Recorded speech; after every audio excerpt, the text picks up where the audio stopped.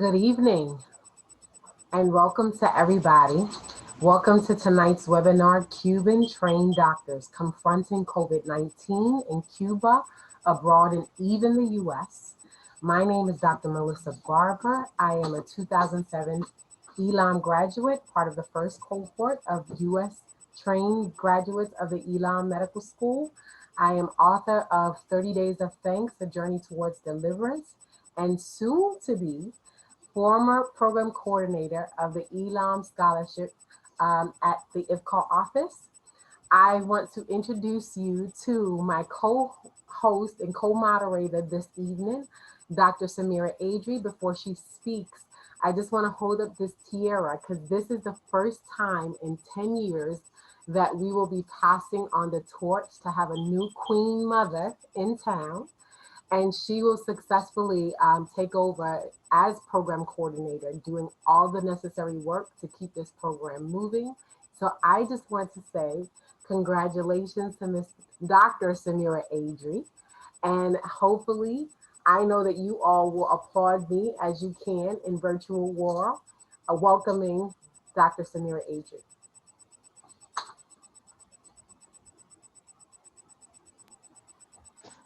Hello, everyone, and thank you so much, Dr. Barber, for that amazing pass off. I'm honored to be the new program coordinator for IFCO's ELAM scholarship and continuing in your great footsteps. You will be missed, and we love you very much.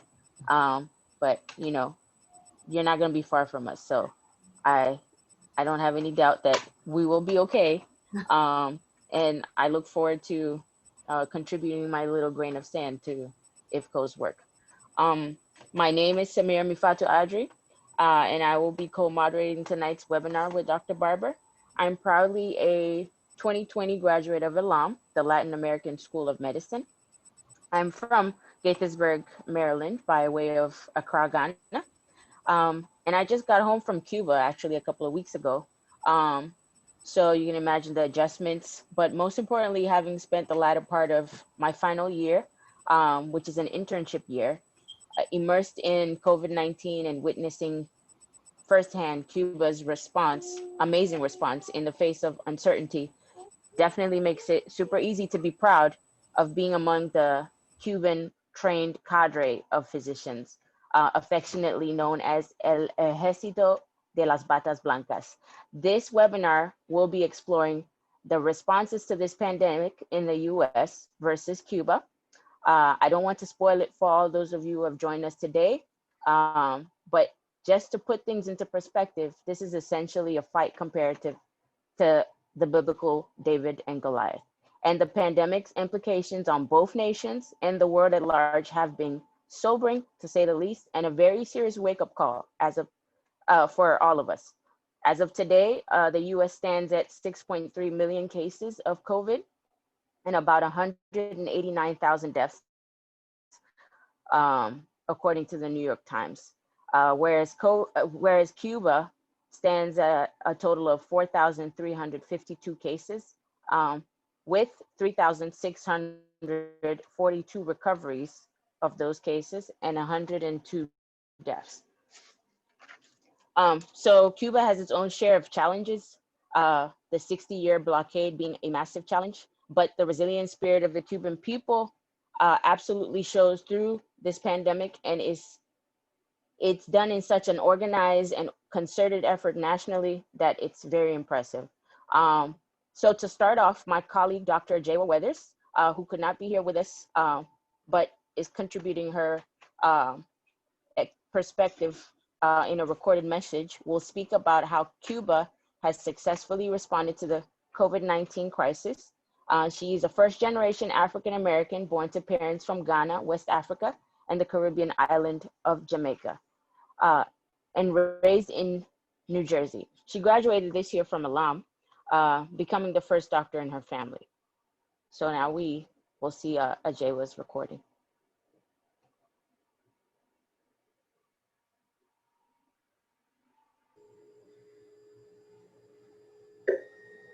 Hi, my name is Ajewa Weathers. I'm from Newark, New Jersey. I just graduated from the Latin American School of Medicine.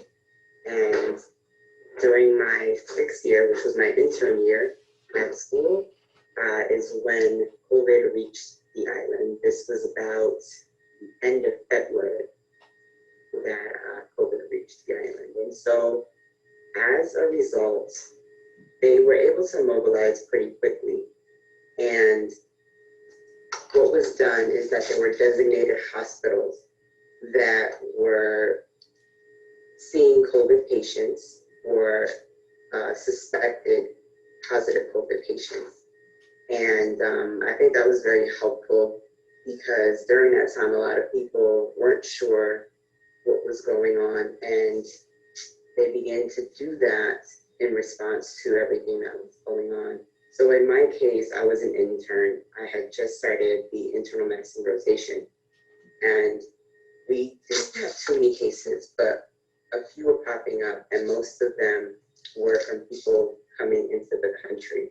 And so at that point in time, it was easier to figure out who was positive because of their recent travel. And then as soon as they were suspected cases or if they had any symptoms that were a cause of alarm, they got tested. They were sent to that specific hospital that was attending COVID patients. They were tested, and then from there, depending on what the results showed, they received treatment, they went into isolation, or they were allowed to go. As we had community spread, there were hospitals that anyone could go to if you had any symptoms. But what we had is like an isolated group that was specifically supposed to triage patients that came in with symptoms associated with COVID, as well as recent travel history. And so when that started happening, every hospital was welcoming patients, but you had a specific area where, one second, where they had a specific area where those who had cough symptoms and flu of the flu, and those who had recent travel, or those who had known contact with someone who had tested positive, would then be attended to by a specific group of people. And initially, I thought this was the best way to handle things because it was still new. There wasn't a lot of protective equipment and gear. And so by doing it this way, we were able to have those who were attending to known or suspected COVID cases to have the appropriate equipment to attend to those patients. Those patients were evaluated at hospitals, at any hospital that they chose to come into. And then from there, if there was enough suspicion that they needed to be tested, they were then sent to the hospital that was specific for COVID. Eventually, all the hospitals were able to do a quick test. And so you could do a quick test, and then later on you would get other testing done. Another area where students were involved in the approach to the coronavirus was through pesquisaje. So I was a 6th year, and so I was not required to do pesquisaje because we were still working. But anyone from 5th year down, what they did is pesquisaje, which is very common in Cuba. Basically, you do pesquisaje, and when I say you do pesquisaje, is you go to specific houses. You're assigned a group of houses, maybe like 20 for the day, and you as a medical student, you go house to house, and you ask people if they have any symptoms associated with whatever disease you're doing the pesquisa for. So in this case, we were looking for patients who had fever, who had symptoms of cough, and who had any recent travel. And so when that happens, usually it starts really early in the morning. You try to go so that you, at a time where we know that people will be home. And in this case, they had already started, they already started shutting things down. And so most people were home. And so basically you went door to door and asked how people were doing, if they had any alarming symptoms, and then you would refer them to the hospital. So that was really important. And I think that helped a lot because we were able to identify any cases. Not only were the hospitals open to anyone who, had any symptoms or felt that they had come in contact with someone who was positive, but you also had doctors going into the community and also figuring out the population to which they attend if there was anyone there that had any symptoms. So it was beneficial because we were able to identify those cases or suspected cases and treat them and get them the medical attention that they needed pretty early on. And I think that had a huge impact on the reason why the numbers in Cuba never skyrocketed or never were so great compared to, the amount of people, the population that's there. Because Cuba's population is very elderly. And so when that happened, people over the age of 60, I believe, were then told that they had to stay home. So that included a lot of our prophets actually, but anyone who was 60 and anyone who had a weakened immune system due to a chronic disease that they may have were told to stay home. And so I think those early preventative measures helped a lot because we never had, we had surges, but the number of people that tested positive versus the number of people that that might have been hospitalized for the disease, I felt like were not that great compared to other countries. I think that they did a really awesome job making sure that they knew who to test and also that they made the test available to anyone and that they gave people the information as far as what to do if they felt like they had symptoms. All of this was broadcasted on television. And you also knew every day how many people were affected in a specific, and they told you which areas specifically, so you could be aware of what was going on. And I thought that that was really helpful at a time where it's things are confusing. This is a pandemic. It's a new virus. No one's heard of it before. They don't know what it means. I think that they did a really awesome job in informing their population. And because of the relationship that the Cuban people have with their medical system, they were able to act in a way in accordance with what, with the instructions that they were being given and with the information that they were being given so that they can best make sure that they were keeping themselves safe and were also coming to the hospital when they thought it was necessary, and also getting the medical attention, even if they might not be able to go to the hospital, which was the whole idea with the pesquisa. Just wanted to give a little bit of my experience uh, having to do quarantine and also having students come to see, basically do pesquisa by coming to see if I was doing well during those 14 days that I had to be quarantined. And so it was like, it was a position that I'm not normally in because usually we're the ones to do pesquisa. But I want to just say that as a student and a person who then had to receive the pesquisa, it was really it was really comforting to know that, I am in self-isolation, I am home, but it was really comforting to know that every morning someone would come and ask if I had fever and ask how I was doing. And if there was any concern that I might have, I have a direct contact, a direct line to a physician in the neighborhood that could attend to me if there was anything going on. I think that was really huge, and I think that was very comforting. And I definitely see why the pesquisa works so well because of it. Um,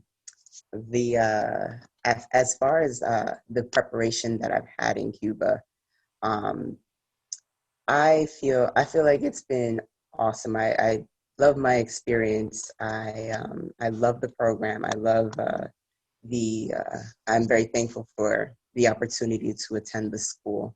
And I feel like in this case specifically, I was very fortunate to be in Cuba during this time so that I could be better prepared when wherever I go to face pandemics, to face just outbreaks, different things that are not, I guess people don't consider them common in the medical field. Everyone was, taken aback by the fact that we had this pandemic. And the fact is, these things will happen again. And so I feel really, really prepared because I have a plan of attack.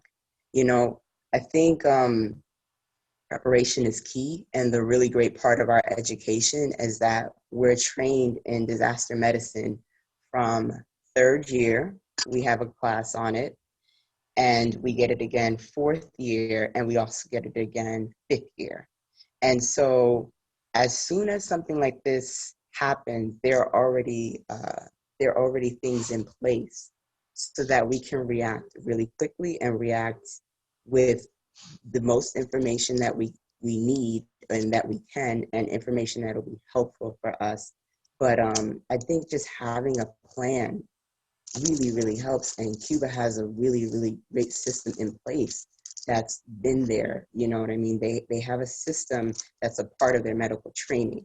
So with that, with taking that into consideration, I feel like I'm a well-prepared physician for anything that would occur because it's been part of my training. So dealing with the pandemic is no different than learning how to treat a patient who has a chronic illness. And so I'm very appreciative for that. And then I think with me being in Cuba during that time, I was able to see that actually in motion in real time, as opposed to learning about it and in class.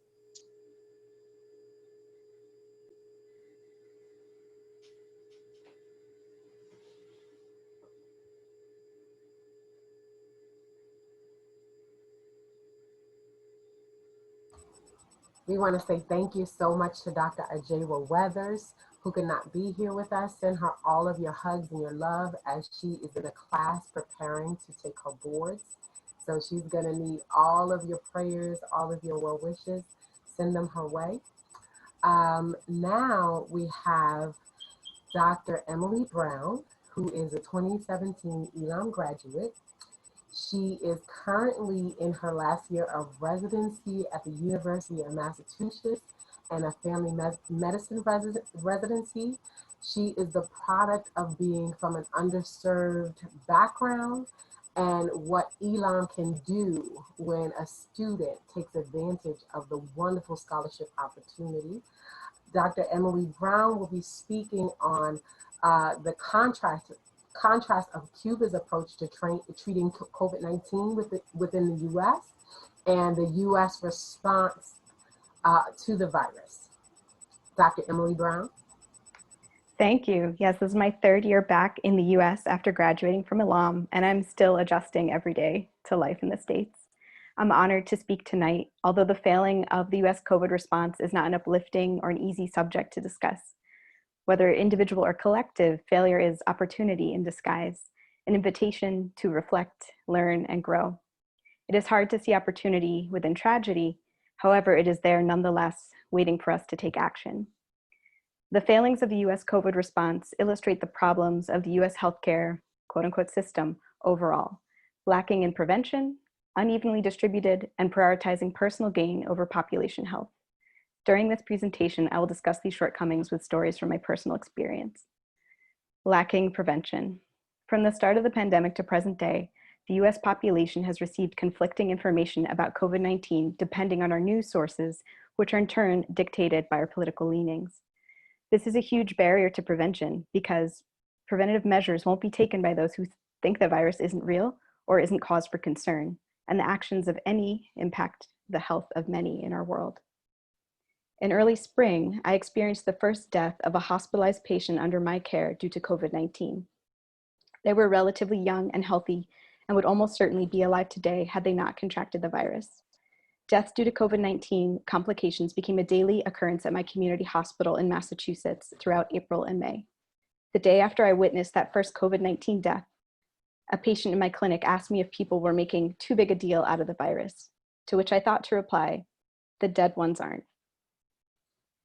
Instead, I patiently stated the facts. People are getting sick and dying, and I reviewed recommendations to prevent infection with my patient. Prevention is always more effective and economical than treatment. However, when it is too late for prevention, treatment takes a stand. Physicians are limited or supported by the systems within which we work.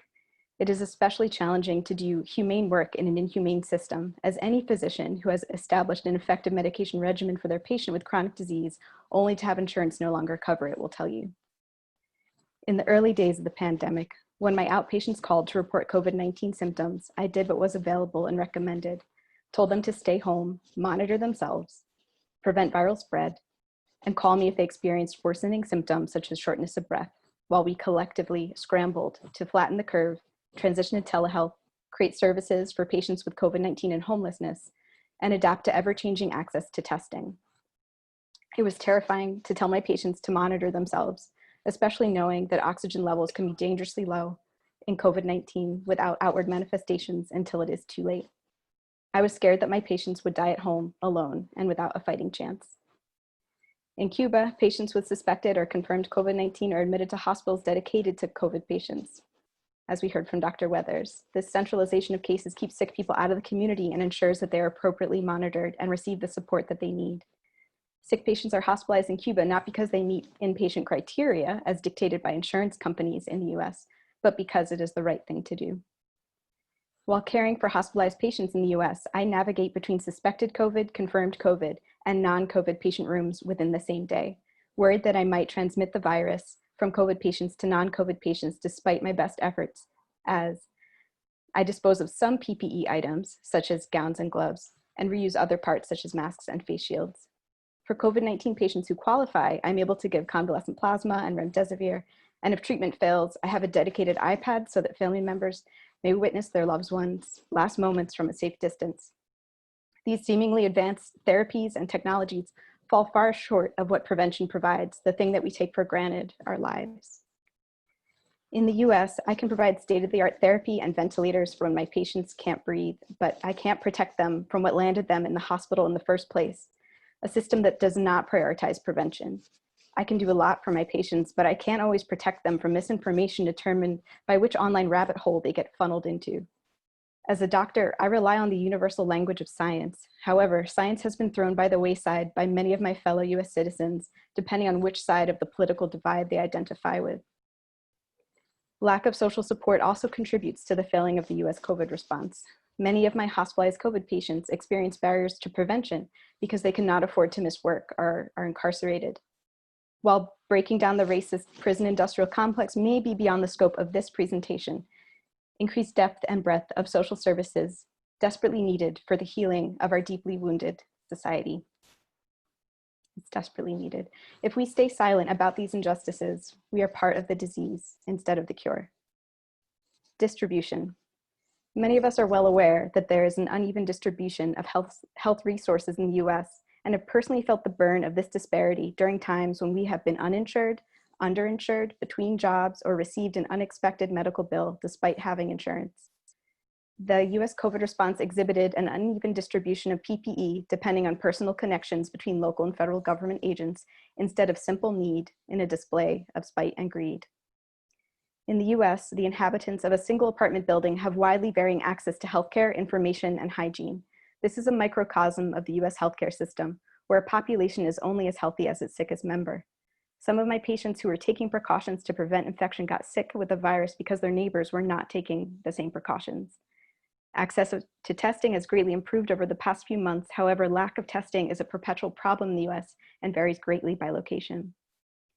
As a primary care physician in the US, the uneven distribution of resources poses barriers to care compared to the Cuban system, where patients and PCPs have reliable access to each other because they live within walking distance of each other.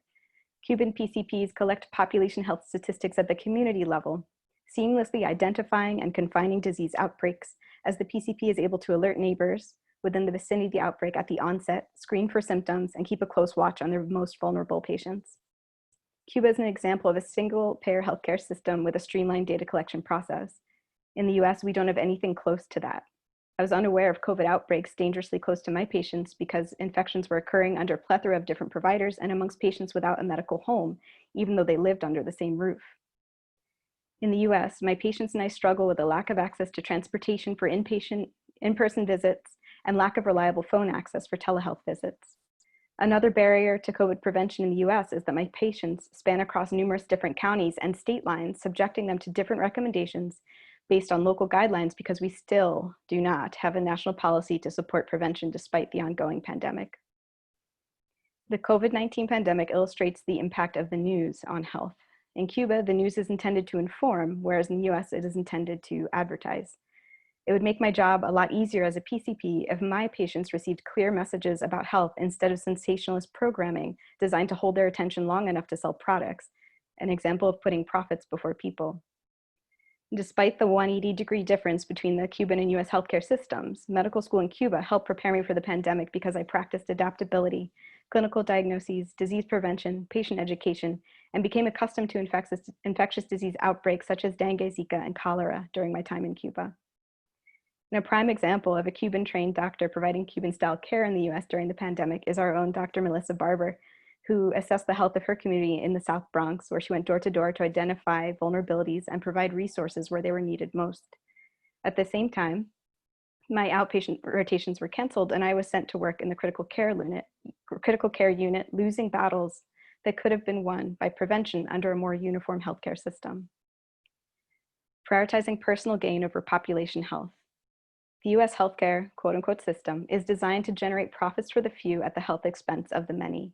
This is built in and deep rooted and will not go easily, but we must overhaul it if we are to receive the type of healthcare that we all deserve, the coverage enjoyed by citizens of dozens of other countries, instead of the inadequate patchwork of for-profit entities which allow patients to fall through the cracks. The US COVID response illustrates not only the deficiencies of the US healthcare system, but the inefficiencies of the political system as well. Politics play a major role in the US COVID response. The world continues to witness the top tier of the US government denying, lying, and blaming instead of informing, addressing, and collaborating. The COVID-19 pandemic makes the news, but our society also suffers from epidemics that don't make the news, such as the absence of social policies to protect our most vulnerable, which I was reminded of today when I saw a patient with a 1-month-old baby girl who was also working full-time, anxious about the effects that caring for her infant were having on her job. She has already developed complications from sleep deprivation, anxiety, and depression because she lives in the only developed country in the world that does not provide paid parental leave. We don't need to tolerate this barbaric system indefinitely. I'm hopeful that I will see advancement in social policies within my lifetime. In conclusion, the system in which we work matters. The best of physicians with the best of intentions are barred from doing their best work within a healthcare system which prioritizes profit over patients. We must understand our socioeconomic political system if we are to be effective within it and effect change within it. We can and we must transform the US healthcare system to serve our best interests, to demand health insurance that does more than ensure its own interests. We all deserve a system which supports prevention, is uniformly distributed, and puts patients before personal gain. Universal coverage is vital to prevention because, as the pandemic demonstrates, as a whole, we are only as healthy as our sickest member. Let us use the failings of the US COVID response as an opportunity to create a more humane healthcare system. This gathering tonight is a humble part of that worthy vision. And I thank you for being a part of the cure, for contributing towards a healthcare system which cares about the health of all of us, which understands that we are all connected. Si se puede. Yes, we can. Thank you. Wow. Thank you so much, Dr. Emily Brown.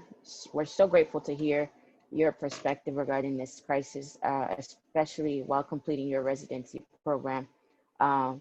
We definitely are in full agreement with you in your call to action. This is a task that it requires all hands on deck and everybody contributing what they can to make this country and this world a better place for all of us. If viewers have specific questions for Dr. Emily Brown, please send them to the Q&A box so that later on she'll be able to answer. Now we will shift to a brief message by Alex Skeeter, who is a current 6-year ELAM student, offering another beautiful presentation, although this one was presented at the Garvey Festival this year in Milwaukee. And it's a presentation that shows what studying at ELAM has afforded her and so many of us. And it's a demonstration of the Cuban commitment to spreading love and solidarity through medical diplomacy around the world. So here's a clip from Alex Skeeter.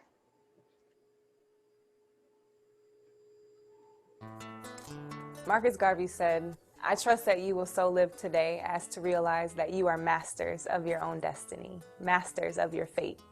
If there's anything you want in this world, it is for you to strike out with confidence and faith in self and reach for it." Milwaukee, it is my hope that in 2020, we continue to realize this for ourselves and for our city. My name is Alexandra Skeeter, and I was asked to share a message with Garvey Fest on behalf of the Wisconsin Coalition to normalize relations with Cuba. Because for the past 6 years, I have been studying to become a doctor at the Latin American School of Medicine in Havana, Cuba, started by Fidel Castro in 1998 as a response to the growing need for accessible, preventative, holistic healthcare worldwide. Growing up on the north side of Milwaukee in a biracial family, my dad taught me to be proud of being Black. This lesson fueled my love for my education and fueled my love for my people. Less than 5% of the medical doctors in the United States are Black, and only 2% are Black women. I am humbled and honored to be able to increase these percentages and do what my ancestors were capable of doing but didn't have the opportunity to. During this COVID-19 pandemic, we've all witnessed the incredible Nobel Peace Prize-worthy humanitarian relief efforts of Cuba's Henry Reeve International Medical Brigade. Just one example of the medical advances and support that Cuba has contributed to the medical community worldwide, despite the extremely inhumane and oppressive economic blockade imposed by the U.S. Imagine what Cuban medicine could do without limitations. This is why we must continue to call for the end of the economic blockade. Not only does the blockade negatively affect Cubans, it affects all of us. It has the greatest impact on Black Americans and Black folks worldwide. I'll explain 3 ways Cuba's healthcare system has made advances that would improve health outcomes for the Black community. In Cuba, healthcare is accessible to all people, which contributes to the country's high life expectancy rate. It is even comparable to that of the United States. Cuba is able to achieve these health outcomes at 1/3 of the cost the United States spends because its healthcare system prioritizes the health of its population over the wealth of corporations. Here in the United States, hospitals face understaffing and are being forced to close because they are deemed to not turn a profit. These are issues you do not see in Cuba, and in fact, you see the exact opposite. Cuba continues to see days without new COVID cases and has not stopped exporting doctors around the world during this global crisis. Cuba is even willing to provide medical care to U.S. citizens, which would benefit Black and Brown communities that are disproportionately affected by coronavirus. But of course, the blockade prevents this from happening.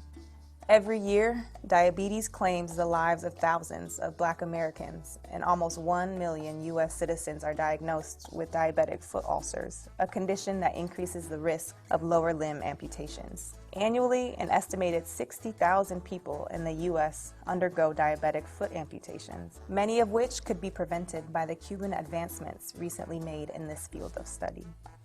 In 2015, Cuba eliminated the transmission of HIV and syphilis between mother and child. Medical advancements like these are especially important to note as HIV and syphilis also disproportionately affect Black and African people. One of the directors of the World Health Organization noted that eliminating the transmission of a virus is one of the greatest public health achievements possible, and that this is a major victory in our long fight against HIV and sexually transmitted infections, and an important step towards having an AIDS-free generation. However, because of the economic blockade, many do not have access to these life-saving treatments. Marcus Garvey reminds us that with confidence, you have won before you have started. And so I leave you with all the pride, confidence, and determination Cuba has taught me, and invite you to reflect on what being in solidarity with Cuba and the Black community looks like in your life. Thank you for allowing me to share with you.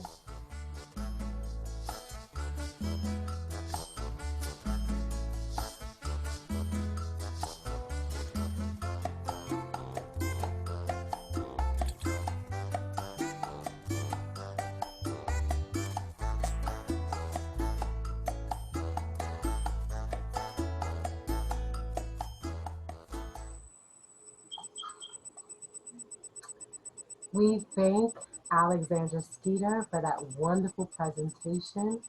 If so many of us just get this in our heads, how important it is to have access to healthcare, how important it is for us to shout from a bullhorn about just the need for prevention, right?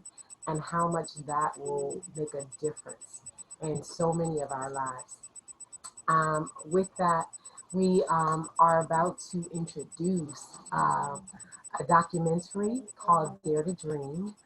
This documentary was done by a current board member of IFCO, Pastors for Peace, Jennifer Wager. She put this wonderful documentary together to highlight ELAM from the perspective of a student, a graduate, and to highlight the wonderful things that graduates have been able to do here in the U.S. as they have taken the opportunity of the ELAM scholarship. This clip, we're going to show a 4-minute clip of Dare to Dream. We want you to know that Dare to Dream is available online. Please, please, please use this tool, as we call it, as a means to spread the word about ELAM. We are currently in an application season. We want students who are very interested in the scholarship to come and apply to the scholarship. We want them to know about the availability of this scholarship. We do many things via word of mouth, via social media and online, but we need your help as much as possible to get the word out about this scholarship program.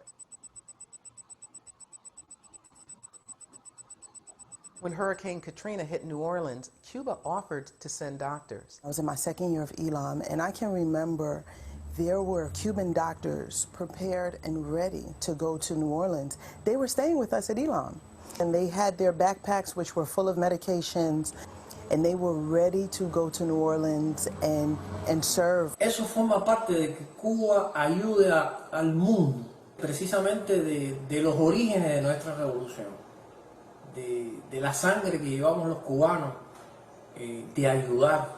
They know that they physically cannot put Cuban doctors everywhere, but they can train people from these countries to learn the Cuban healthcare system hands-on and to go back to their countries. Sobre esa base, pues vamos a extenderlo a todas partes del mundo, no solamente con la prestación de los servicios de los médicos cubanos, sino también con la formación de los recursos médicos de otras partes del mundo y que luego, de formados, puedan brindar los servicios de manera gratuita con todos los valores que aprendieron acá en sus comunidades. ELAM, the Latin American School of Medicine, was formerly a naval base located in the outskirts of Havana that was converted into a medical school by the Cuban government.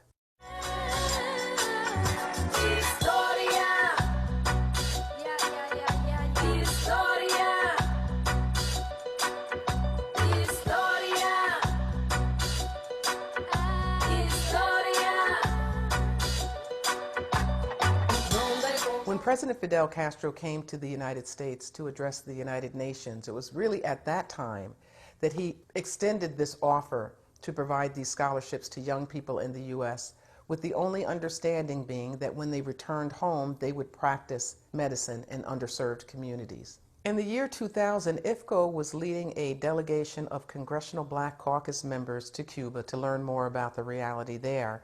And it was then that Mississippi Congressman Benny Thompson remarked about the incredible health disparities in Mississippi. Estamos dispuestos a conceder un número de becas. I said, look, we are willing to grant a number of scholarships para jóvenes for youth pobres de su distrito youth from your districts que no puedan pagar los $200,000 que cuesta una carrera universitaria.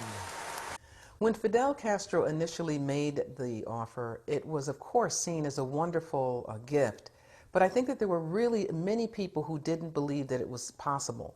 It was my father, the late Reverend Lucius Walker, who was the executive director of IFCO at the time, who believed that this was indeed something that could be done.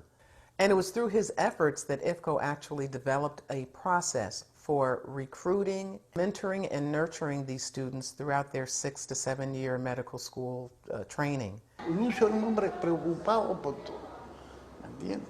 Entonces, esa gente para uno tiene un valor tremendo porque te enseñan a cómo conducirte, a cómo comportarte con el prójimo. Por eso uno admira tanto a Fidel, a Lucio. And he did this because he really recognized the value that this program would offer not only U.S. communities, but the young people who would become these doctors, many of them young people of color. Thanks to Reverend Lucius Walker for opening that door and fostering that relationship and defining solidarity. The students we have brought Los estudiantes que hemos traído come not only to study medicine, vienen no solo para estudiar medicina, but to learn from Cuba sino también para aprender de Cuba how to build a better world.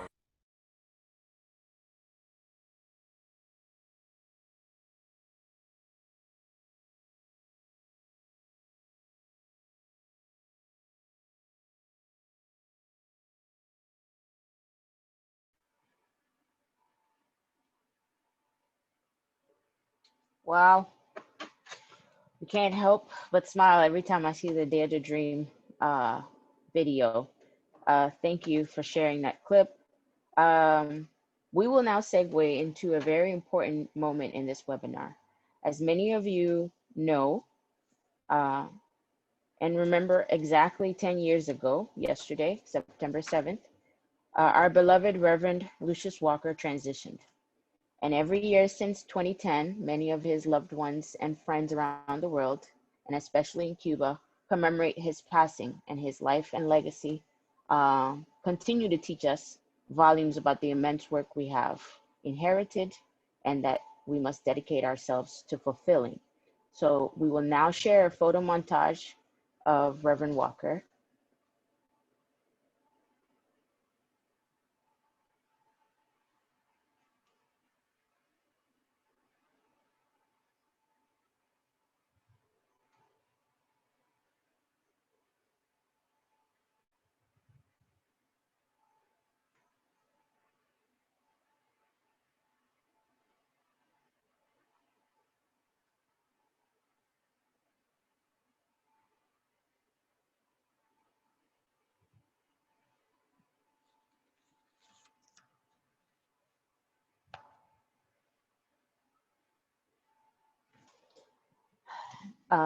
The man that lives in our hearts, such a giant.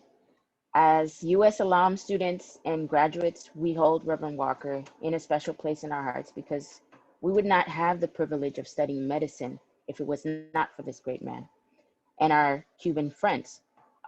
Last year, the then second year cohort of U.S. ELAM students presented a beautiful poem honoring Reverend Walker at the Reverend Walker Memorial Dinner. So we have the great pleasure of sharing with you all that very poem performed by current third year student Kelvin Rojas.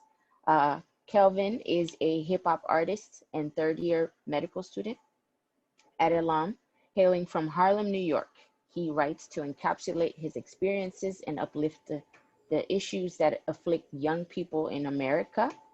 He writes America with triple K for you to understand his perspective. And he sees art to be something that is made for many reasons, but the most relevant to him being to save people as medicine does, but in this respect for the voiceless.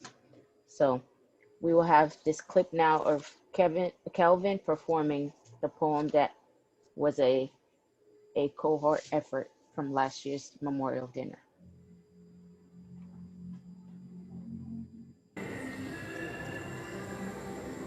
For the desire Fidel expended, even to whom the people may consider undeserving, we strive to exhibit the dream of a man who made it possible for us to be here. For we are the crusaders of whom Fidel spoke, the shepherds, the missionaries, dedicated to the people's health. And as we embark on this journey, may we always remember the dream, not for some, but healthcare for all, regardless of where we may reside. And may we remember the vision you created for both the poor and the rich, because without your tenacity, and your dedication to the people, we ourselves will be unable to attend to our own.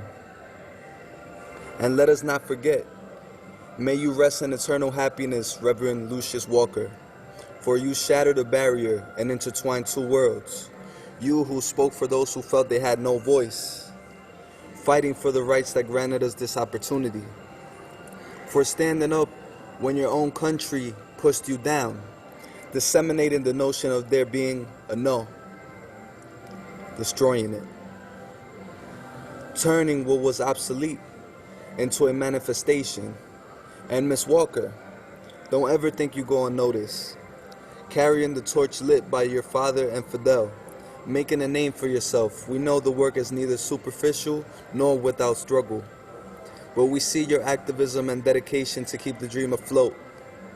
Inspired by that, we strive to one day do the same, to be the vessel of change for the people of our communities, standing on the shoulders of these giants. Continuously, we strive to change the tide, swimming against the current. We learn through a system at times unsuitable by sight, but all too suitable for knowledge, dissolving the idea of the minority being lesser than, using our stethoscopes as weapons and knowledge as power, applying the skills learned at a bay that still harbors hope, bringing back a world where healers heal bodies, where bodies heal souls. We stab back at those that attempt to destroy what you have designed, defining our version of activism, one body at a time. Rest in peace, Reverend Lucius Walker.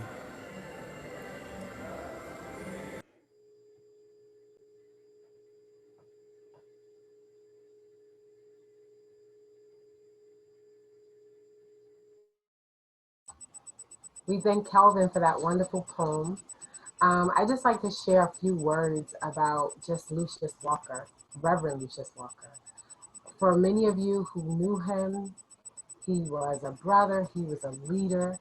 For those of us at ELAM, he was a mentor, he was a father to many of us, he was a counselor. And as many of you knew, and as Gail would share the story very, very often, this is a man who was not encouraged to seek after education. As he was growing up, he was told to take another path by people who did not believe that people of color were actually able to be successful professionals. So I watched as this man, this leader, this great person fought for this scholarship program to be available because he knew that our communities needed us young people to come back and give and serve and love on our people. And we needed to be able to take the opportunity that will be given to us by ELAM and take it and run with it and thrive with it. So as you have seen tonight, so many of the graduates who have spoken, so many of the students who have spoken and have shared their heartfelt testimonies about just what ELAM has done. We pay homage to Reverend Lucius Walker for all that he did in fighting to make this vision possible when nobody would help him, when nobody would stand and fight. He was a voice that broke through barriers, as Kelvin said, and he made it possible with Fidel Castro to make this scholarship available for U.S. students throughout the United States. And we thank him, we love him, we say rest in peace. With that said, we welcome our next guest to speak, Dr. Abraham Vela. Dr. Abraham Vela is a 2016 ELAM graduate. He grew up between Guatemala and the U.S. He is currently in his third year of family medicine, of a family medicine residency at Pomona Valley Hospital in Southern California. Dr. Vela will talk about Cuba's international missions to fight COVID-19 and past infectious diseases, as well as the Saving Lives campaign to bring Cuban medical collaboration to the U.S. Here is Dr. Abraham Vela. Hi, everyone. Hopefully you could all hear me. Thank you again for having me here. It's great to see all of you. It's great to see Dr. Emily Brown. I haven't seen her in a while, and it's good to connect with people through here. Like I always do, thank you all for the work that you do. I think solidarity with Cuba is just one of the greatest form of humanity, and about the humanity that you all have. We all know how great Cuba has been to the world, and a lot of people haven't been so great to Cuba. A lot of countries haven't been so great to Cuba, and for Cuba to be able to continue to provide the solidarity that it has is really truly a humanistic mission, one that we were trained under. And I'm very proud when people ask me, when my patients ask me, what medical school did you go to? Really proudly, I tell them, you know, Latin American School of Medicine, Havana, Cuba, and oftentimes it's a surprising reaction, usually a positive reaction. So it tells me that the work we're doing, getting the word out there and breaking myths about Cuba is working at some level, and I appreciate all of that. So thank you. I'm going to talk a little bit about Cuban's internationalism, starting with the Henry Reeve Brigade, which I'm sure all of you are familiar with. It was a brigade that was actually founded in 2005. Its mission was to come to the U.S. after Hurricane Katrina and aid with the hurricane. As we all aware, the Bush administration denied that care, and unfortunately, a lot of lives were lost in in New Orleans because of Hurricane Katrina. And fortunately, Cuba has been able to use this brigade to provide the internationalistic and humanistic work that it does to other countries in need. Just in Latin America, they are in about 22 countries during this COVID pandemic, and expanding beyond Latin America, countries in Africa, even in Europe and the Middle East, have benefited from the collaboration with the Cuban government and the Cuban doctors. That's how, and I think I saw a question in the Q&A, how do we respond to U.S. accusations of Cuba using these doctors as human trafficking? And I find that so offensive, so offensive, so hypocritical of the U.S. to accuse of Cuba of something like that. A country that sends real human beings that are going to cure and to collaborate with other countries instead of sending soldiers with guns, bombs. How dare the U.S. accuse of Cuba of something like that? And I think it's very important for all of us to clarify that when we encounter, just with patients or with anybody on the street on a daily basis, just really clarify that and put that into people's heads, to think about what I just said. Who sends doctors and who sends bombs? It really leaves people in awe, and it makes them curious to find out more about the Cuba and the Cuban Revolution. So the Henry Reeve Brigade is not only sent to countries to collaborate medically, but Cuba has sent professionals, not only health professionals, this includes teachers, engineers, epidemiologists, public health workers, artists even, to many different countries to not only aid, but to train the people from that country, to be able to create more spaces that will be able to help their own population in the future.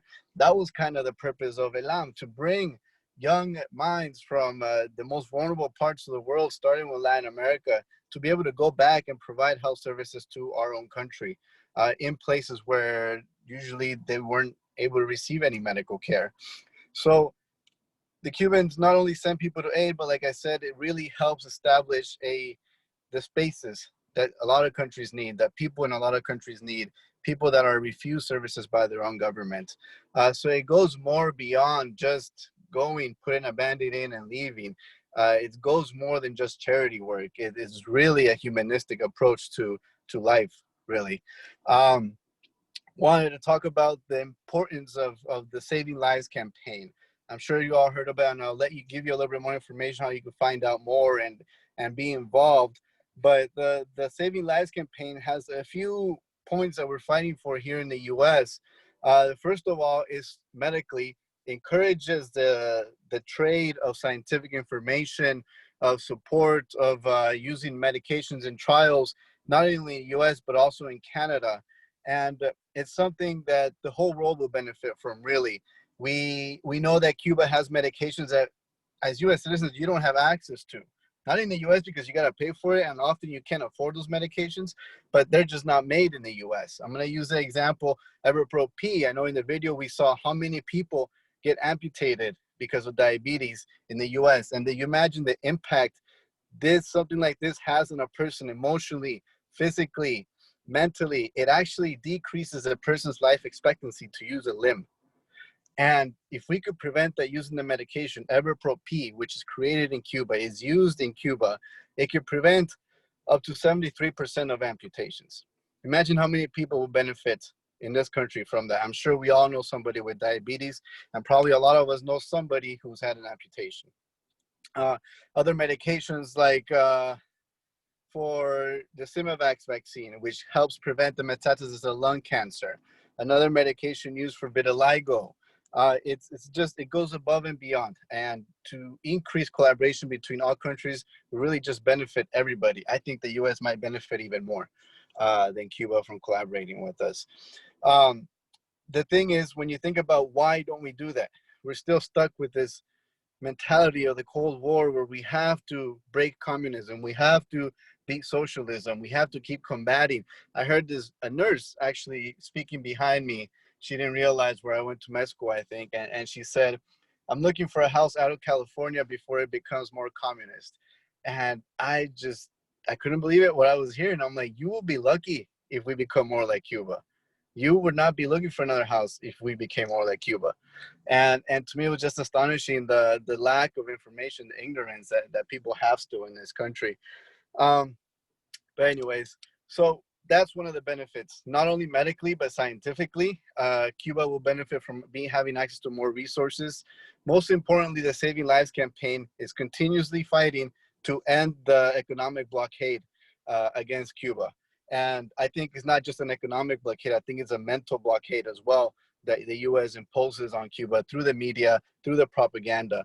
And we all know the magnitude, the magnetic effect that the blockade has on Cuba.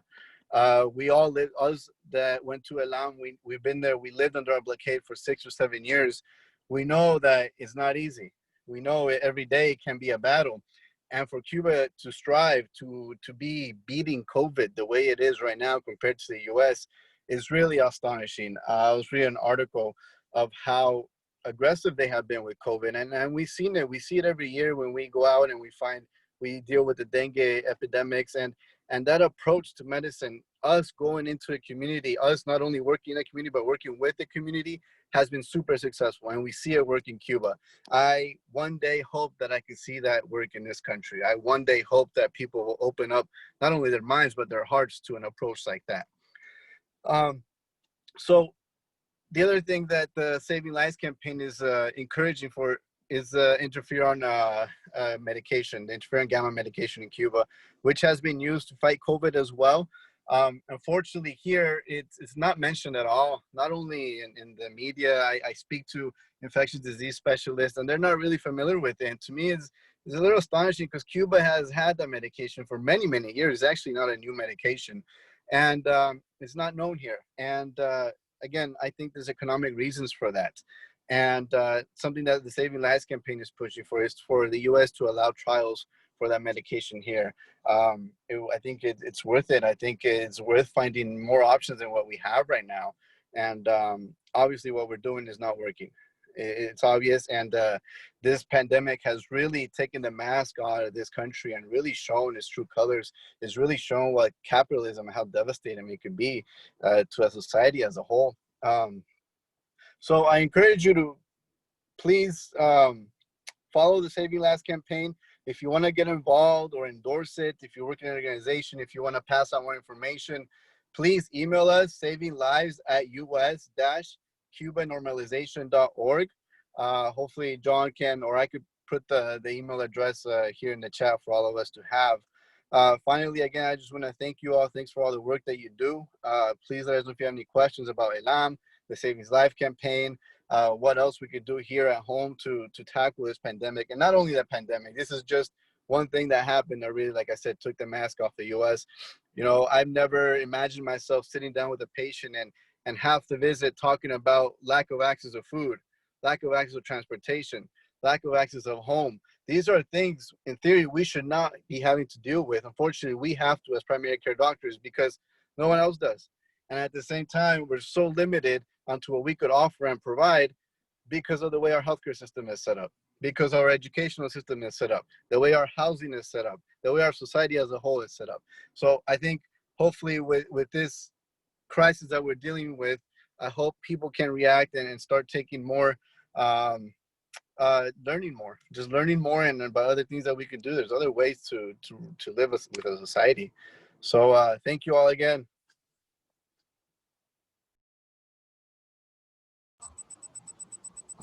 Thank you so much, Dr. Abraham Vela, for your presentation.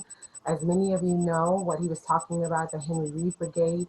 In a few more weeks, we will be having a presentation because of, I want to say 15 years of the anniversary of the formation of the Henry Reed Brigade. I know up close and personal about this brigade because I was a part of the ELAM contingent of this brigade, and I was a servant in Haiti in 2010 after the earthquake in Haiti, and so I know firsthand how our Henry Reed Medical Brigade show up to the neediest places, in the neediest places, and provide the most invaluable medical care, just love and nurturing to the population that it's serving.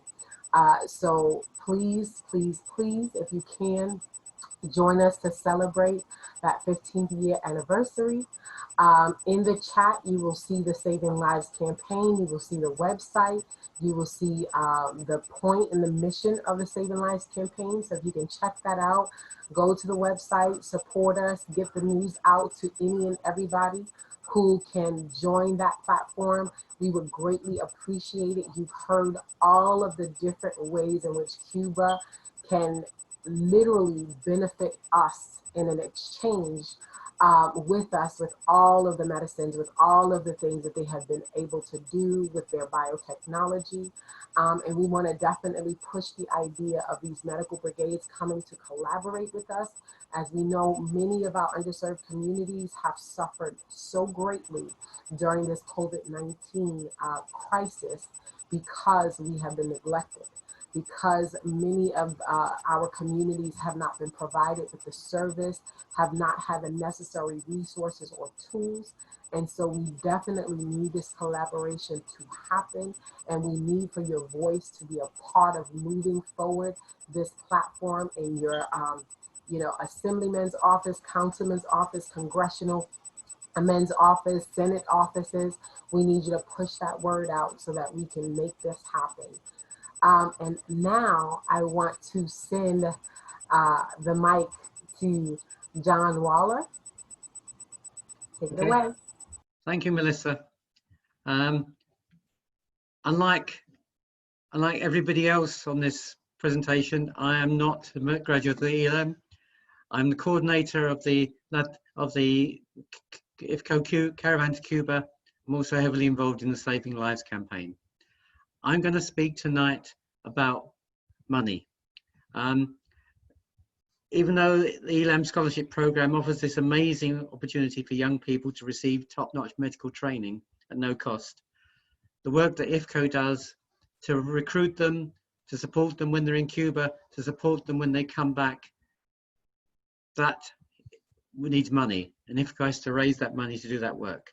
It needs money for travel, it needs money for office telephone costs, it needs money for all the things that IFCO staff members do to support the ELAM grads. And for that, we need your help. In fact, when the Reverend Lucius Walker stepped forward to offer IFCO support to the ELAM scholarship program 10 years ago, he did so knowing that he could rely on IFCO's base to support the program. It's 10 years since he passed away, but that help is still needed. We need it. We need your money. We need you to help us in continuing the vision of Fidel and Lucius to support these young future doctors in their dream to become revolutionary doctors. So that's why we need your money. I'm going to share a screen to talk about how you can donate. Okay, There are 3 ways to donate to IFCO Passes for Peace. This was a live event. I might be asking you to put your hands in your pockets and take out cash. Now you can put your hands in your pockets and take out your cell phone. And you can text the word IFCO to that number 646-859-5344 and follow the instructions to pay by credit card. You can do that now, but not quite now, because let me finish before you do it. Or you can go to our website now or after. Go to www.ifconews.org and click on the donate button to pay by credit card. And then you can, the traditional way, you can get your checkbook out and send a check, mail it to IFCO. Many of you may know from the past the IFCO office address. You could still send it there, but our office is currently closed in Harlem because of COVID-19. So we have a temporary address in Orange, New Jersey. The address is there, IFCO PO Box 1368, Orange, New Jersey, 07051. And send a check there. But if you do send a check, as always in the past, do not write the word Cuba anywhere on the check. If you do, we then cash it. If we tried to cash it, the IRS would seize it on the basis that this was money donated to Cuba, which is illegal in their terms. So send us a check, but just don't write Cuba in the memo line or anywhere on the check. All donations are tax deductible. IFCO, for several years, we lost due to pressure from some members of Congress, Republican members, we lost our 501c3 status. But as of 18 months ago, we got it back again. So all donations are now tax deductible. So that's how you can donate. As to how much, some people on this call, I know, will be suffering economically. They will have lost their jobs. They will be students. I'm not asking you for any money. You need it for yourselves. But there will be many people on this call who are doing okay, still in their jobs, still with their pensions. I'm asking you for money, and I'm asking you to be generous. $10, $20, that's fine. If that's what you want to donate that. Every bit helps. But if you're capable, think about donating more. Think about donating $50 or $100 or $200 or $250, or the sky's the limit. Donate as much as you can by any of these methods. One-off donations are great, but another way of donating is to make a regular pledge. We have a special scheme, it's called the 7 for 7 program, where we invite, this is to support our ELAM program, is to invite people to pledge $7 a month for 7 years that the students study at ELAM. So think about that as a way of donating. We're calling it the 7 for 7, but we're not restricted to 7. You can donate as much as you like by pledge. Finally, if you donate more than $50, we want to send you a caravan t-shirt. The caravan had to be postponed this year because of the crisis, but we'd already printed the t-shirts. So for people who would donate $50 or more, if you wish, we will send you a caravan t-shirt as a thank you for your donation. But if you do wish that, we need to know where you live and we need to know what size you are so we can send you the right size. And yeah, I think that's all. So I'll end with a word from Lucius Walker, one of his classic techniques. He was a Baptist pastor. He knew how to raise money. He did it every week. And he would say, whatever you thought you were going to donate when I started speaking, by now I want you to at least double it, at least. So I'm going to put these instructions in the chat about how you can donate, but please consider donating. And if you know what you're going to donate, if you're sure already, tell us. Put the amount of your forthcoming donation in the chat. Let's get a ball rolling. Okay, thank you.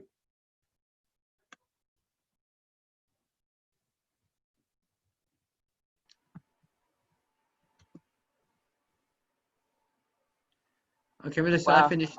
Thank you so much, John. We definitely hope all our participants will take heed to your call and donate. As a recent graduate of the ELAM program, I can tell you very well that the money that you do donate to IFCO goes to really helping students and grads. Especially this year has just been even more of a salient example of why that money is really critical, because for all the reasons that everybody knows, due to COVID and airspace getting shut down and people not being able to travel, get home, maybe restock on supplies for the school year, et cetera, as well as just day-to-day living, because most of us come from backgrounds that we do not have a bunch of money. So we go to the island, you know, with what we have and we try to manage. But IFCO always fills in that gap, supporting students that may not have as much, and also just everyone, doesn't matter what your background is. For example, right now, there are weekly veggie and fruit deliveries being delivered to the students that are on lockdown at the ELAM campus, because they cannot leave out of the campus to go, you know, grocery shopping and all of that. And it's essential. It's something that we would take for granted here, but is, you know, part and parcel of how we feed ourselves and energize ourselves to keep studying and come back home and continue to make you all proud. So it is important to give to IFCO as much as possible. So please do that. And I will be talking about who can apply and how to apply for a full scholarship from the Cuban government to go to ELAM, to study at ELAM. I, as well as you all, have seen the amazing personalities that are just a few of the examples that make up the type of people that go to ELAM and study at ELAM from the US. And that's just from the US. I just want you to wrap your mind around the tens and thousands of students that represent over 122 countries at ELAM that are equally, if not more amazing than my fellow countrymen. And it's an experience that we call ourselves the United Nations of medical school, because I don't think we could find that experience anywhere else in the world. And it's amazing to have lived through that experience and to be a part of the group of people that are formed in Cuba. It's really a privilege and an honor. And I just want to recap on some of the history of how ELAM was founded, in case you all are not familiar. Just briefly to remind you all that ELAM is a living, breathing example and gift of Cuban solidarity and love for humanity, because its beginning started in 1999 as a response, a long-term solution to the permanent hurricane of poverty and underdevelopment, as Cuba put it, that kills more people every year due to hurricanes. Because what happened was, in 1998, Hurricane George and Mitch wrecked the Caribbean and Central America. And Cuba sent 2,000 physicians and other medical personnel to help in that situation. But they realized that that was a short-term solution. And so the long-term solution was to equip the very children and the youth of those, the nations that suffered greatly from those hurricanes, to study medicine and return to their own people and communities and be of long-term service. Some would say it's, you know, that was so admirable, and people probably didn't believe that it was going to happen, but it did. From 1999 on, Cuba offered to start with 500 scholarships to 4 of the nations that were most affected: Haiti, Dominican Republic, Honduras. And they sent these, they offered these 500 scholarships for 10 years to be able to train 5,000 doctors from those nations. And then quickly, as that offer was made public, other countries started to solicit the same request from Cuba, the same kind of aid from Cuba, and wanted to send their students as well. So that list of countries expanded until what is now today the number of 122 countries from all over. And I mean all over, little islands in the Pacific that many of us may not have known about or even heard about. We found our classmates and our lifelong friends from those places and so many other places in the world. And it started that way for a lot of students, and then specifically for the US students, it came because of IFCO's longstanding relationship with Cuba, as well as an intervention by a congressman who visited through the help of IFCO, taking Congress people to visit the island. In the year 2000, a congressman from the Mississippi Delta, commended Cuba on its commitment to serving the needy and serving the most impoverished in the world, and wanted also to have youth of the Mississippi Delta be able to study at ELAM. And of course, our beloved Comandante en Jefe, Fidel Castro Ruz, said yes, he accepted he would train these youth from Mississippi. And that was in the year 2000 when that was the response he gave the congressman. But then later on, he also came to the US for a UN General Assembly and ended up having a meeting at a Riverside Church where he extended this offer once again, but this time to students or youth from underserved and underrepresented communities all over the United States. This is revolutionary to say that a little island, we know Cuba is little, but it's gigantic in its efforts to be a world example of what true brotherhood and love and solidarity is. And this was an offer that he extended to youth that are from the supposedly richest country in the world, most developed. And we've seen through this COVID experience that there are so many promises that the US has not fulfilled in respect to many of us that make up the fabric of this great nation. So that offer was extended in the year 2000, and IFCO was chosen as the organization to administer and help recruit prospects for this scholarship. And ever since then, it has taken on this charge and helped us down the road, as well as other organizations that have, made their enormous contributions in helping us sustain ourselves in Cuba, and as well as reintegrate ourselves into the US healthcare system. So needless to say, Cuba stuck to its commitment, and as Comandante Fidel said, he was interested in forming médicos, doctors, and sending doctors all over the world, enviando médicos y no bombas en el mundo. So sending doctors and not bombs around the world. And that is the policy, the medical diplomacy that Cuba has lived by and demonstrated throughout the years. And this scholarship being recruited and administered by IFCO, if you all know young, promising students who aspire to be medical doctors, or maybe they don't even know that they can be a medical doctor, it is important to get the word out to them that they should go to www.ifconews.org, access our website, and click on the link to find out more about the Cuban Medical Scholarship. And also, if they meet the requirements, which are that be regardless of gender, you are at least no older than 25 years old, but there are exceptions that can be made according to the Cuban Ministry of Health. So that is not a hard line age limit.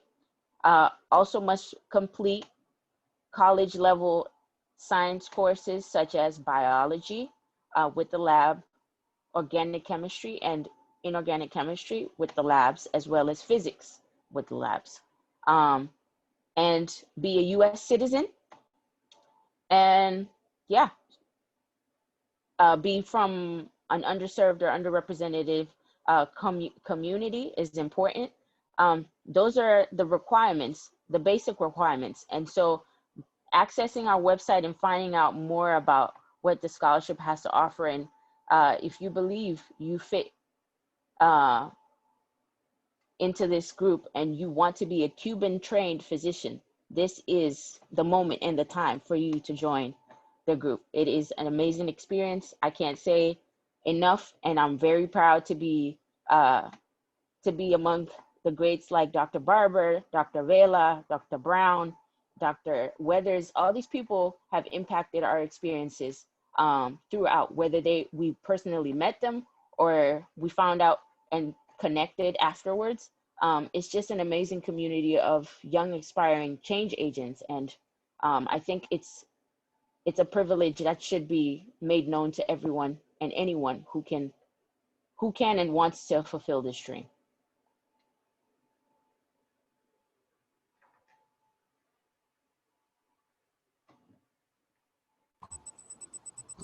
Thank you, Dr. Samira Adrian. Remember, as she said, if you know anyone or you are interested, please go to the IFCO website, www.ifconews.org, to find out more about the ELAM Scholarship Program. At this time in our program, we're going to have a Q&A session. We realize that we may not be able to answer all questions, but we will try to answer theme-based questions or the most impactful questions that appear in the chat section at this time. So, okay.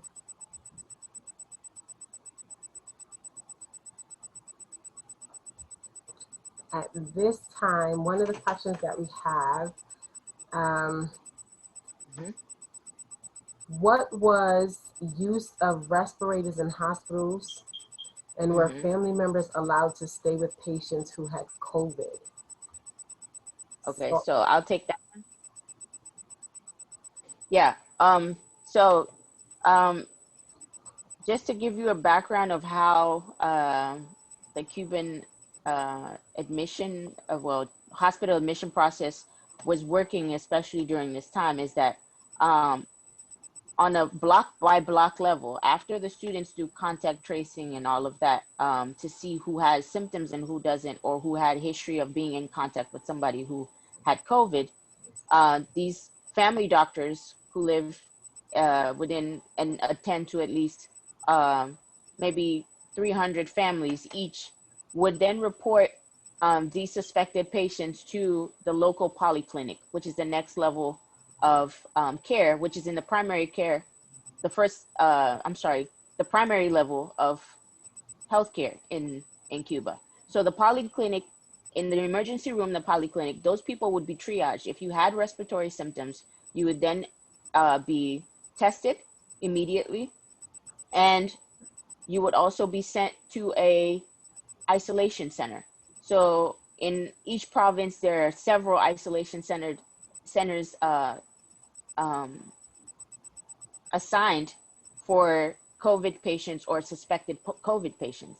And at those isolation centers, they would test you again, aside from the rapid test that you had at the emergency room in the polyclinic. They would test you again, but this time with the PCR test. And they would do it about on your third or fourth day of being in the isolation center. Take that test and then wait for the results. If you were positive, you would stay, either you wouldn't stay at the isolation center, you'd be sent to a more intensive care center, which is another level of care.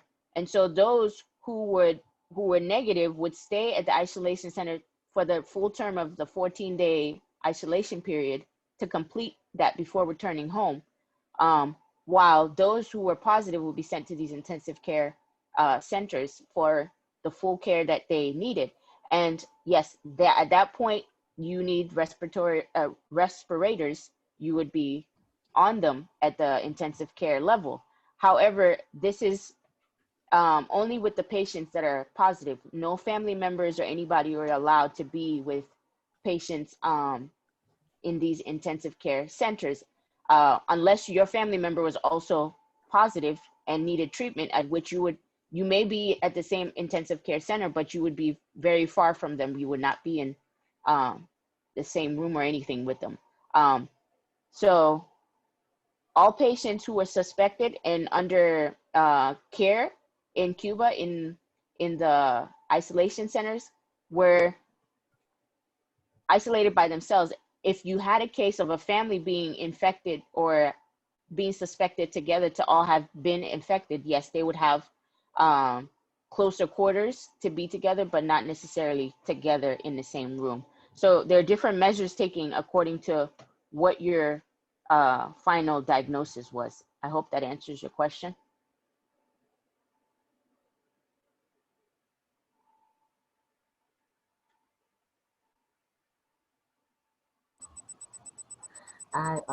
There's so many good questions. One question came in: what was Cuba's testing turnaround time? What has Cuba's testing turnaround time been? Here in the U.S., the time has been time between testing and results is laughable. Can anybody take that question? Can you take that question, Samira? Yeah, sure. So the turnaround time for the PCR is about 4 days. I'm sorry, they test you after your 4th day of being admitted. When you do the PCR, then you have to now wait at least 72 hours for those results, because it takes time, and they are also processing a lot of tests on those very same days. So it is a standard about 3 days wait for the test result. But they also have the rapid test available now, but they don't go by the rapid test. They just solely by the rapid test. They always follow up with a PCR. So essentially, a patient is tested at least 2 times with both rapid tests and PCR.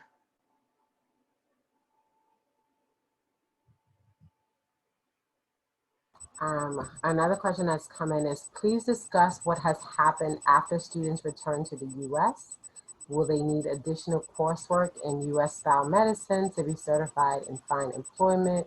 What has been the impact in their practices and on their professional colleagues of their ELAM training and orientation? Would you like to take that, Emily? Dr. Brown? Yes, I was actually just typing a response, so even better. So no further coursework is required. We just need to pass 3 really big, really expensive board exams on a computer called the U.S. Medical Licensing Exam. So funding those tests is a challenge. We need thousands of dollars to take those tests. But once we pass those 3 tests, we can apply for a medical residency in the U.S., which also requires thousands of dollars to do. So thank you all for your donations tonight to help build that bridge between the U.S. and Cuba. The second part of the question, what has been the impact in their practices? I'm not sure if I'm interpreting this correctly, but there's definitely a lot of adjustment, changing from the Cuban system to the US system in all kinds of ways. You know, I'm still learning about billing and learning about, you know, having my actions be dictated by the threat of a lawsuit, which is an ever-present threat for practitioners in the US. And I'm adapting still to using all of the technology that's available here in the States. So it's a lot of adjusting, but that's something that we're well practiced in, because at the beginning of our studies, we had to adapt to the Cuban way of life. So we're used to, you know, being flexible and also strong, and we know that we're capable of anything. I hope I answered your question.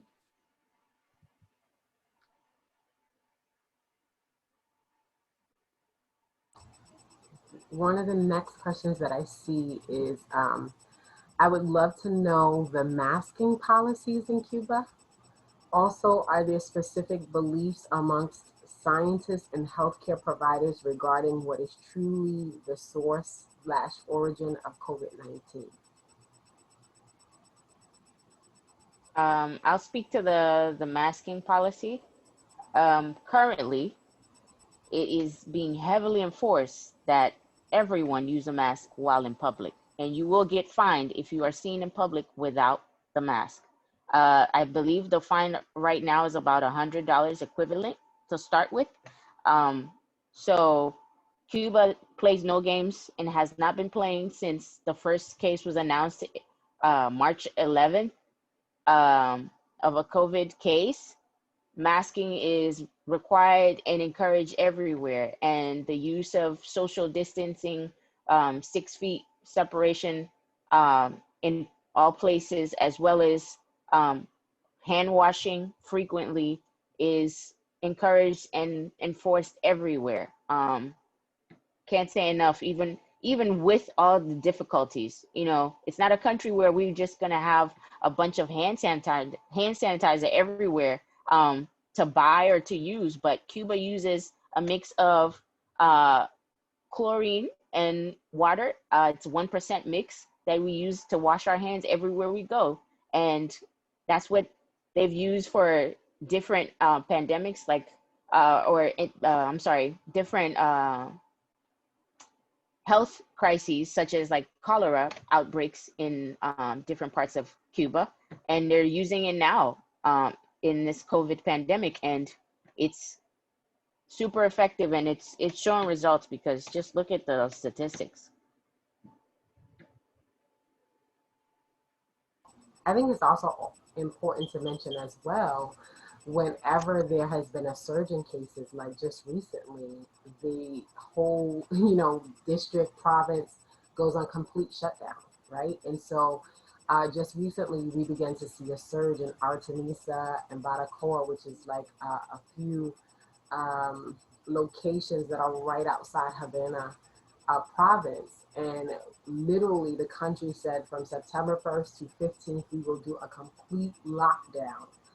And we are going to aggressively address trying to get these numbers dissipated. And so I think the seriousness of, how Cuba takes this pandemic is very important for us to learn.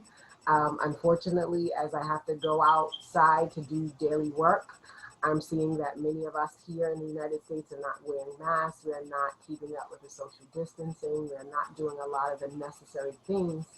Unfortunately, because at some extremes you always hear, how this is a fake virus, or, oh, we don't need to do all of that. And so sometimes our media, our government has been very crucial or critical in disseminating the wrong information and waiting a long time to really get things together or have a system in place or a protocol in place that will address the needs of a specific community, as Cuba has done. So I know that Cuba has been very serious, very aggressive, and has made sure at all costs that they will make sure that the cases are limited in number. And when they have cases, they try to make sure that that curve goes away as quickly as possible.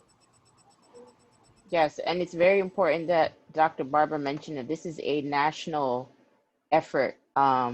It was so inspiring to see from day one the president on uh, TV almost every day in the beginning, especially in the beginning stages of facing this crisis, lecturing the population, lecturing the public about how to respect this crisis, and how to collaborate amongst ourselves, in order for us to get through this and get ahead. And it's the complete opposite here. There are no daily briefings about COVID like we had every single day in Cuba, and we still have every single day, because that is the priority. And everybody understands that. 9 a.m., when you wake up and you hit the local news channel, what you're going to get is the full day's rundown of the previous day's cases, the number of cases that have been detected, and who's in hospital, who's hospitalized, who's recovered, if anybody has died. And it's an in-depth and detailed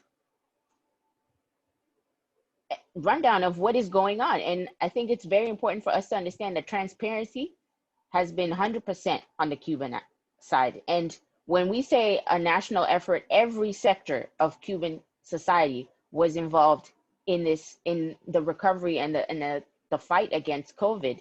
And everybody to the agricultural sector had to be ready for this, because this is a situation where there's so much uncertainty that we could not, just take things for granted. And it was very real for us, and was made to be made very clear to us on the island, which I don't see happening since I've been back here a couple of weeks. And trying to follow what was happening here while I was there was really disheartening. But I feel that there are more of us who are being trained down there, who are being exposed to the system that is in Cuba. And by no means is it perfect. There are human difficulties in every system, and as humans, we prove to be sometimes the greatest impediments to the progress of our nations. And that's something that Cuba is facing every time. And right now in Havana, a serious crackdown on people who are holding parties, who are abusing, their right to everybody's right by not adhering to these measures, these health measures, is a testament to the fact that it's just a zero tolerance on people not respecting everyone's health, and everyone's health being a priority for the nation. So I think it's impressive.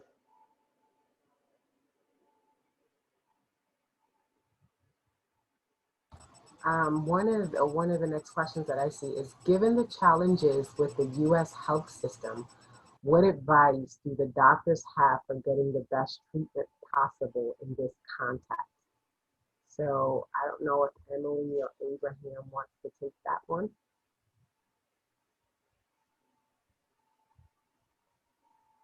I can get started. Mm-hmm.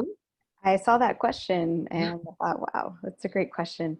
One of the things I've been thinking about doing for myself is getting 2 kinds of insurance, especially because my job as a resident is going to end in June. And then, am I going to be covered? I won't. So maybe getting 2 types of insurance is a good first step here.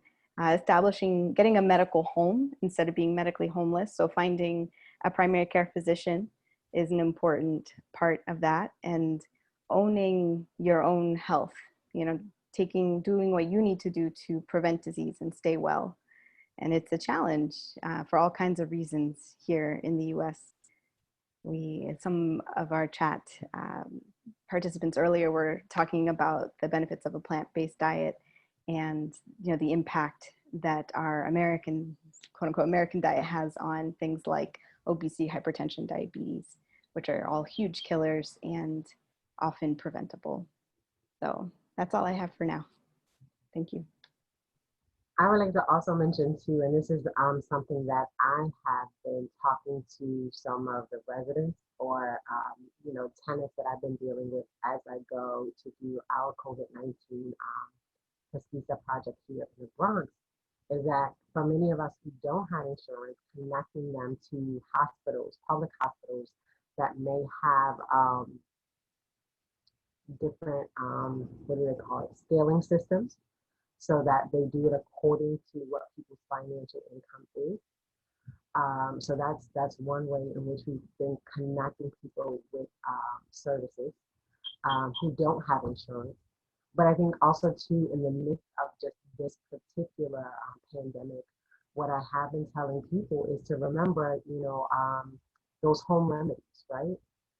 Many times as, you've grown up, if your people are from the South or, Africa or different places, you have these remedies that build up the immune system, certain herbs to take, certain teas and medicines to take, how to keep your body intact and healthy. And I always say to those folks who don't have insurance, it is very important to go back to those wise home remedies that will boost your immune system in the face of a flu, in the face of any type of viruses or bacteria or any other thing that you may have. It's important to do the necessary things that you can do to boost your immune system. It's important to always remember prevention, right? In this particular case. it's always important to know and monitor what are some of the signs and symptoms, right? In the beginning, when I had many people here who were saying, oh, I have fever, oh, I have this, or I have that, it was really alarming to me how many people within my building complex did not have necessary tools like thermometers, right? How can you take your temperature if you don't have a thermometer, right? How can you measure your vital signs if you don't have simple things like a blood pressure cuff or blood pressure monitor that's going to tell you what your vital signs are? How do you not do that if you don't have something as simple as an oximeter that's going to tell you what your oxygen saturation is? And some of those critical things that people needed to know and how to monitor themselves to make sure that they're not going from a place of okay to critical. And giving people those necessary signs, symptoms, and ways in which they can monitor themselves was so important. So I would say, the advice that, I have or I give the best possible treatment is always to be on the defensive and offensive, right? You're going to always prevent. You're going to always boost your immune system. If you don't have insurance and you need to get to a hospital, you want to access the closest, most relevant public hospitals that will treat you no matter what the circumstance or situation, and that will provide a sliding scale fee that will allow you to actually get treatments for the cheapest price. So that's my 2 cents on that anyway. Does anybody Okay, else so have any to comments? no comments, but to get to the question about the updates on the development of the COVID-19 vaccine in Cuba. Very important question, especially now that there is news right here about several pharmaceutical companies trying to work together finally to get a vaccine for us. But here we're confronted with the lies that our beloved president likes to disperse about this process. It's no secret that almost the whole international scientific community is organizing themselves in response to this, and all working in their respective countries to try and get a vaccine. And Cuba has not taking a backseat in this process at all. As of August 18th, Cuba announced that it would be in the first stage of clinical trials for a COVID-19 vaccine. And that first stage would take place between August 24th and October 31st. There would be recruitment for that to take place. And they would need 676 people between the ages of 19 and 80 to sign up for this study, which would go on until January 11th of next year, 2021. So the recruitment was supposed to be from August 24th to October 31st, finding the 676 people that would be the first group in this vaccine clinical trial. And the vaccine is called Soberana 01, which is Sovereign 1. Love that name, just because it speaks volumes to what Cuba is all about: self-determination and full sovereignty being respected. And this vaccine, the amazing thing about this vaccine is that the directors of the Finlay Vaccine Institute, where this project is being undertaken, 3 of them have vaccinated themselves as well as part of this clinical trial. They have so much faith in what they're doing. They're so dedicated to their work that they themselves are also part of this test run. And I think that says enough to a lot of us about the extent and the seriousness of the work that our Cuban friends are doing. And they're not doing it to be, to gloat or to boast about their ability to do so, but to save, in the first place, their own population and protect their own population, which is very important. And that's the same kind of mentality that we also need in the US. So that's the update on the vaccine. So far, as of now, no adverse effects have been reported for the people who have already started the vaccine process. So we're keeping our fingers crossed that everything will go well. But it will end on January 11th, 2021. Thank you for that update. I think we have time for, I want to say, one or two more questions. So I see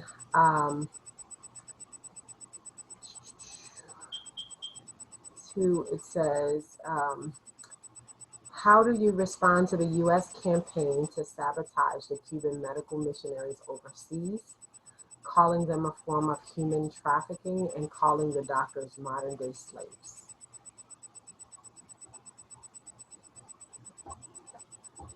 I think I can start and I can take that one. I always tell people when I hear comments like this, just as Dr. Vela mentioned, like, where do people get these things from, right?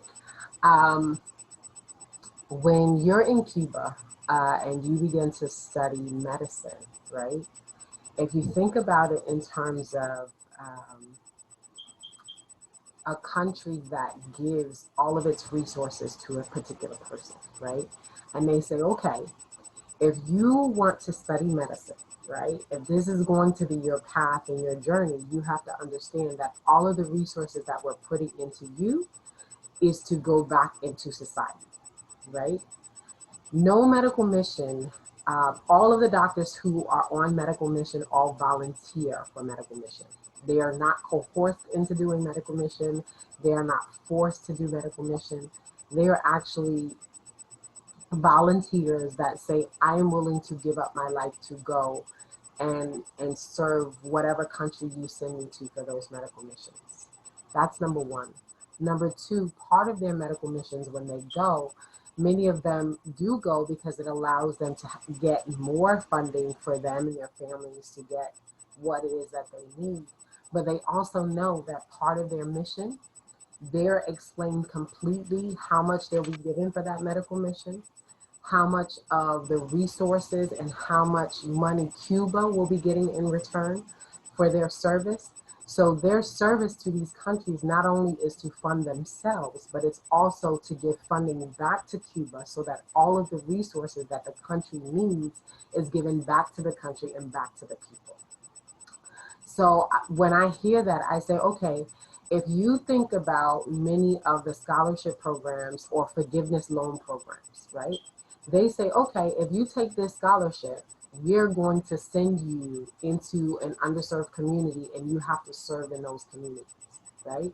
If you look at, what are the, I want to say, the Peace Corps, you know, all these different corps that we have throughout the United States, right? We never say when those students are actually signing up for Peace Corps or signing up for Job Corps or signing up for any of those missions that they have, that they're being trafficked. We never call them modern day slaves, and we know that they make pennies on the dollar for the service that they're giving. We know that when people are doing forgiveness, loan forgiveness opportunities, when they're sent into places within the United States and told to serve in those particular districts or cities or states, are we saying that they're trafficked? Are we saying that they're modern day slaves? No, they're actually getting this money and they're giving service to the most needed areas. And that's the same exact thing. So there's always this double standard when we talk about these Cuban doctors going overseas. People want to make them into traffickers, modern day slaves, but every single one of those people who are signing up for those missions know exactly what they're getting into, know exactly what the logistics are before they go, and they all are willing to go and serve. And they know that everything that they have been given, everything that their family has been given, part of their service goes back to their families, their communities, their country, and they're willing to do that. So I think that, you know, this media, this propaganda of them being slaved in some way, we need to look at our own backyard and we need to look at our policies and what we begin to do, and we need to compare that, because, you know, when it's done here, it's like that slap on the wrist, and, you know, it's the same type of policies where people are serving and giving back to communities that are underrepresented and underserved. So I don't know why there's such a difference in that. And when people are volunteering for missions, people don't, volunteer to be slaves. People don't volunteer to be trafficked, right? They literally agree and consensually they sign contracts, legal contracts for them to do what it is that they do. And given, like I said, I have been a part of a Henry Reed Medical Brigade, the ELAM contingent. I've seen firsthand that these doctors are not trafficked, that they do give their service, that we give our hearts and our service when nobody else shows up in the most rural areas and the most underserved areas, and we commit our lives and our service to those people. And it's really tragic to hear how something so good can be made to be evil in the face of our media.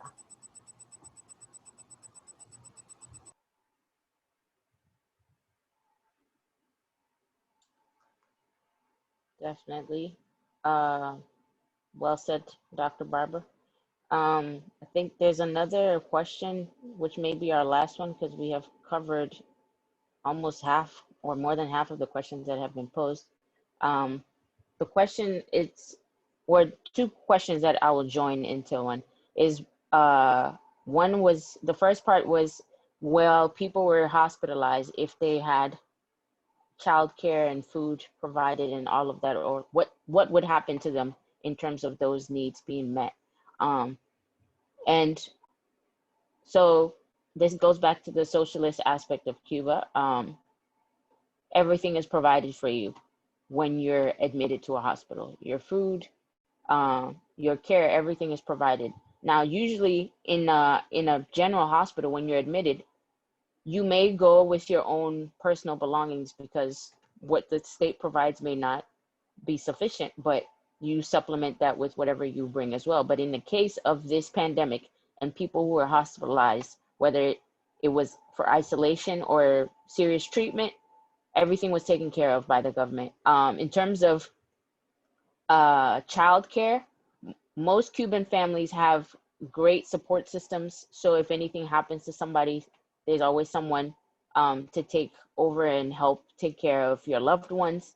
And if not, there's a serious system of social workers that were put to work essentially during this pandemic. And what they did was help. They had help from college students who are presently at home and not in classes, go especially to maybe the elderly or the most vulnerable in our communities and make sure that they have the medications that they needed, make sure that they had food. And if they couldn't go out to stand in lines for grocery shopping and all of that, these youth would do that and deliver them to these vulnerable members of our population. And in the same way, if you were admitted, your case would be analyzed and the necessary help would be given to your family as needed. No easy task because a lot of people were panicked and so many things are going on, but Cuba has been doing a wonderful job in organizing and taking care of patients that are admitted, as well as those who are on self-quarantine at home, checking up daily by the doctors and nurses, as well as other community members. Now, the second aspect, the second question that was related to this was if people were suffering from eviction loss, job loss, and all of that due to COVID. What happened, and this speaks to the national program that was put into place, is that number one, things like rent and rent for either your living space or maybe restaurants, businesses, anybody who paid rent to the government, your rent was postponed. The due date was postponed for about at least 6 months because they didn't know how long this was going to pan out. So that was postponed, and people didn't have to pay their electricity or water bills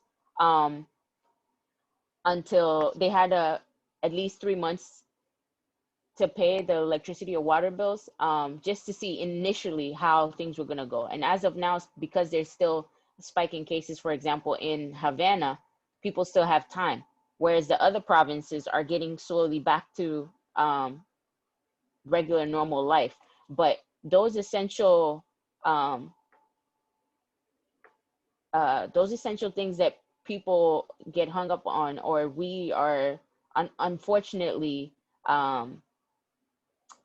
shamed about in this society, in terms of your ability to pay bills or keep a job, was not the case in Cuba. In fact, when it comes to keeping your job and not having to worry about whether you should stay at home, take care of a loved one, or your young children, or your elderly, or even take care of yourself because you may be somebody who has a pre-existing condition, chronic illness, or something that requires for you to stay at home and not go to work, the government was fully supportive of people staying at home and would pay their salaries, if they were state workers, pay their salaries full in those first couple of months, and then 60% afterwards, depending on how long you had to stay at home subsequently. And this especially helped a lot of mothers in the system, because there was a special exception made for mothers who were workers, that you could stay at home, especially if you had little children to take care of, because school was, canceled and everybody was home and learning virtually from home, from TV and all of that. So if your mother had a young child, you could stay at home and do your work virtually if possible. But if not, you wouldn't suffer because you had to stay at home. So it's a very different dynamic in that society, in terms of the social determinants that truly affect our response as people to tackle COVID and feel like we're being cared for in our respective communities. It's very different. Those social determinants are like the priority in Cuban society. So yeah.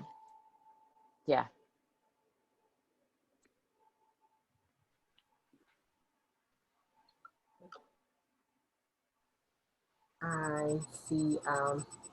Okay, so we are at that 10 o'clock hour.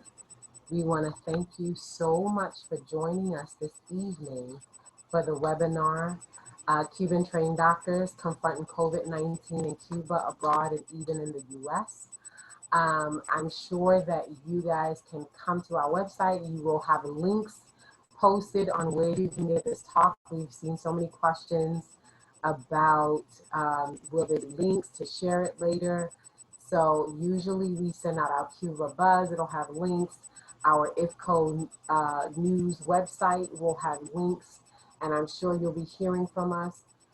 Again, for all of those of you who made pledges, thank you so much. For those who have not yet made pledges, we want to continue to encourage you to donate. This is such a critical program. We are sending doctors back into our communities. I saw that there was one person who asked about doctors in Manhattan and Brooklyn. We have many of our doctors right now who are practicing at Wyckoff Medical Center, Woodhall Medical Center in Brooklyn. We have some residents who are in Mount Sinai right now, who are in the Bronx and Jacoby Hospital, and so many other places throughout New York City. So you can definitely get the care of our ELAM docs within New York City. We want you to continue to spread the word about ELAM. Remember, again, tell your people to go to www.ifconews.org so that they can learn more about the scholarship program. If you know people between the ages of 18 to 25 or a little older, like Samira said, we have exceptions to that rule. We want them to come. We want them to study medicine in Cuba. We want them to learn Spanish. We want them to come back into our communities. As the saying goes, we are the people that we've been waiting for. So as of now, we have 195 doctors who have graduated from this program. We currently have 70 students who are in this program. We are looking for more. We are in the middle of a scholarship application process. So we encourage people to apply for this program if you really have the vocation to be a doctor and to serve underserved communities within the United States. We thank you so much again for being with us tonight, and we hope to see you soon. As many of you saw in the chat, there's a Saving Lives campaign that you can become a part of. In a few weeks, we're going to have a 15th anniversary of the Henry Reed Brigade. On September 19th, we'll be having a history of Fidel in Harlem, and that's 60 years of the anniversary. So keep looking out for all of the things that we'll be a part of. We want you to join us. We want you to be a part of what we're doing. We want you to contribute. We want you to literally continue to help us to get the word out for Cuba-U.S. collaboration and normalization of relations. So that's important. Continue to contact your Congress people, your Senate people, your council people, your assemblymen, because we want to get the word out. And not to mention November 3rd, we want you out. We want you out voting. If you need to get a absentee ballot, get that. Make sure that you do the necessary work to vote and to be a part of this process, because we need you. We need you. So that's my spiel. We thank Dr. Brown for being on the call.